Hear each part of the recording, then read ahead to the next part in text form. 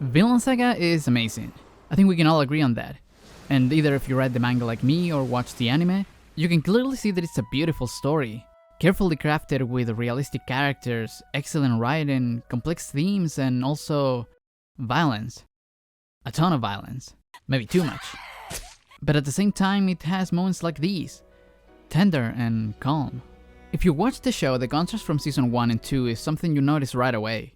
As where season 1 is an epic war story full of battles, killing, vengeance, and Vikings, season 2 in comparison is a warm and introspective look on the search for purpose, redemption, and how violence affects people.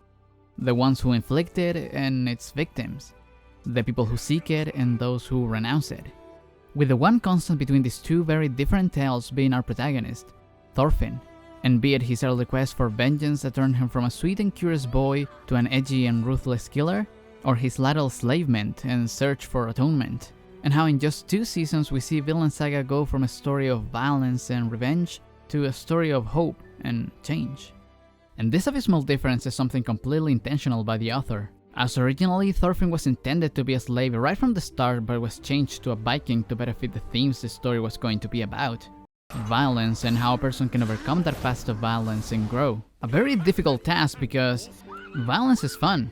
Or better said, watching a fight is entertaining. Or seeing a battleship get blown to bits is exciting. Or witnessing a duel is suspenseful. Any piece of action that we see calls for our attention, bringing different emotions out of us. Wonder, anger, fear. We see fighting so often in media that we are used to it. But there is a big difference between action and violence. We see them intertwined so much that it can be easy for us to think of them as the same. You could say that it depends on the amount of blood that they show on how violent a story is. But at the same time we have movies like The Batman that don't show a drop of blood and yet they are something else. Or on the other way we have Demon Slayer that is filled with blood but doesn't feel as nearly as violent as it should. And that's because, to me, action, especially in a movie or a show, is a spectacle. It can be graphic, but in a weird way, it's fantasy. But violence, even on screen, it feels different. It's indiscriminate, cold, and cruel, and yet intimate. You can definitely notice the difference. This is not the same as this. This is action, and this is violence. And don't get me wrong, I don't mean that liking stuff like this is a bad thing. Seeing different media portray all kinds of different stories is what I love about watching them. The thing is, I just find so fascinating that without any context of the manga, Vinland Saga, a show that was all about, yo, let's fucking hype, let's fucking go! A story filled with death and blood, made a complete 180 and became the tender tale of redemption that everyone knows it for nowadays. In an interview, the author Makoto Yukimura said that he chose the theme of violence when creating Vinland Saga because, in all of the hero manga from Japan, no matter what the story is, most of the time the protagonists are the strongest as they are the best at doing violence. So the story unfolds with the hero repeatedly beating up the bad guys. But what would happen if we saw a hero manga where the protagonist really wished he could escape that fate of violence? Could it be just as entertaining? Now, with that question in mind, let me tell you a little story. When I was a kid, I loved watching Power Rangers. I loved the fights, I loved the powers, and the idea of defeating evil monsters with swords. But along that excitement, I started fighting at school, but just a little bit. I was imitating what I'd seen on TV. Well, the point is, even if you're a kid or not, the stuff you see, read, and hear deeply influences you, especially if it's cool to watch. And with so much stuff right now full of edgy action, politics, and conflict, it's nice to have a story like Vinland Saga that gives us a change of pace from all the violence, at least on the 2nd season, without needing to compromise on anything and never stops being entertaining. In my opinion, with season 2 being even more compelling than season 1. And I don't seem to be the only one who thinks this way. Ever since the ending of season 2, the phrase "I have no enemies" has managed its way into all corners of the world. Probably because of the memes, but still. Replacing the ever-repeating message of hero manga of beating your enemies with a... well, we're still trying to figure that one out. The real reason season 1 and 2 are so different is because their objectives. What they are meant to say is very different. Yukimura said that he thought the sudden change in the story would get the manga cancelled, but the fans kept reading, and he, encouraged by the response, obviously kept writing it. The prologue is the setup of the whole story, in which we are meant to see the world Thorfinn lives in. A very real world of ancient times, fictionalized but that truly existed nonetheless. A world where strength rules above everything else, where little children dream of going off to war. A world where two men can kill each other over a disagreement and people gather to watch. A world where a band of Vikings can slaughter and raid a small village just because they want to and without any repercussion because they can. They have the numbers, they are strong, they can be stopped, so why not just do it? Thorfinn, seeing this is the way the world works, quickly adapts and strives to become strong in order to kill Askeladd because that is the only way it can happen. That is the only path anyone can follow, strength and violence. Any other option just seems like an excuse for weakness. So ignoring everything else, rejecting his past, not considering his future, just living in the present, we see Thorfinn pressing forward and growing strong, just to kill his enemy. When he sees Leif for the first time in years and gets the chance of coming home, he refuses because that is not how he will get his revenge. He's so deeply rooted in his one single wish that he doesn't even consider what his life can be after Askeladd is dead. So when that does eventually happen, there's only a void within him. So big that the next time we see him it seems so sudden, like he himself wasn't aware of what happened.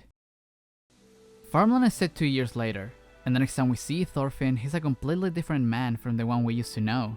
Once a strong and feared warrior, now a shell of his former self. A slave, vanished for attacking the king. As he works, cutting the trees of a seemingly endless forest, we see Thorfinn lacking any motivation for his life whatsoever. At day driven only by the task given to him, and at night plagued by nightmares that he doesn't even remember. He thinks he doesn't have any reason or right to live. Once focused with a single goal, now without it, he's just waiting for death. Until it's proven otherwise. Meeting Snake is what makes Thorfinn realize there is something amiss in him. After this, slowly he begins to wander, and step by step, opening himself to new friends, and standing his ground against others, he starts coming into his own. But before he can move forward, he first needs to confront his past, to take the responsibility of carrying with him all the lives he took, to endure and let go of his past, and look towards the future. Here his real journey begins. He begins to think again, to dream, he begins to hope. This is the real story Yukimura wanted to tell all along. Not a story of war and Vikings, but a story of redemption. How Thorfinn realizes all the pain caused by him. Season 1, aside from being a complete story for amazing characters like Askeladd, helps us to understand the weight of the path that Thorfinn decides to follow, blood violence and all. In the era Thorfinn lives in, it's normal to just kill people if you want to. The world isn't unified in the core values that most people follow.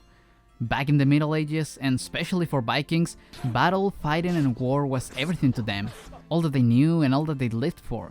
Thorkel, usually a comically over-the-top character, represents this perfectly. A person living only to fight, a warrior ever unchanging seeking the thrill of battle, for his love or for the promise of Valhalla. Without it, he is empty.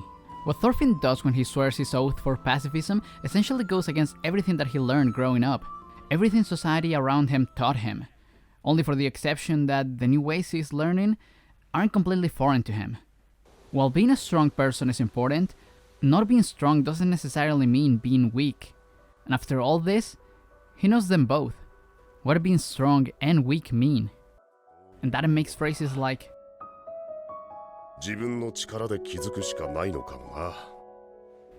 so much more powerful. At its core, Vinland Saga is a story about overcoming violence.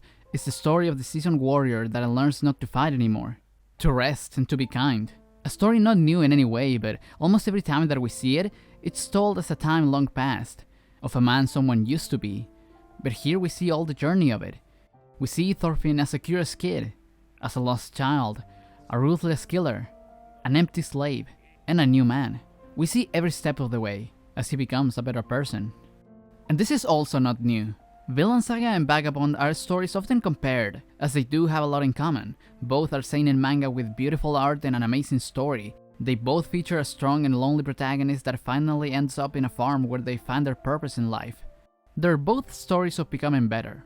But with the big difference that in Vagabond, while Musashi learns to be kind and not to seek violence, he never abandons it. His struggle is introspective and personal. He's called the Lone Samurai, which has made Musashi a figure to look up to, as well as a beacon of personal improvement for years. While on the other hand, we have Thorfinn, who actively renounces violence and seeks to better the world around him by founding a new country.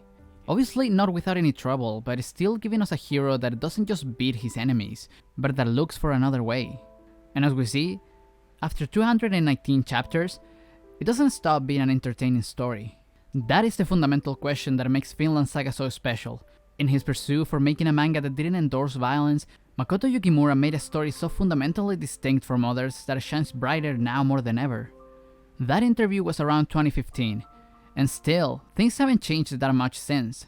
If you take a look around, you'll see that most of the popular anime are still about heroes beating up bad guys, just like Yukimura said 9 years ago.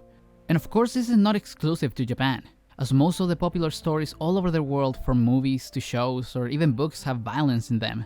It is an aspect of life that all of us deal with. We can all understand it to one degree or another. Violence is a core aspect that has been with us since the dawn of humanity, just like being hungry or feeling cold.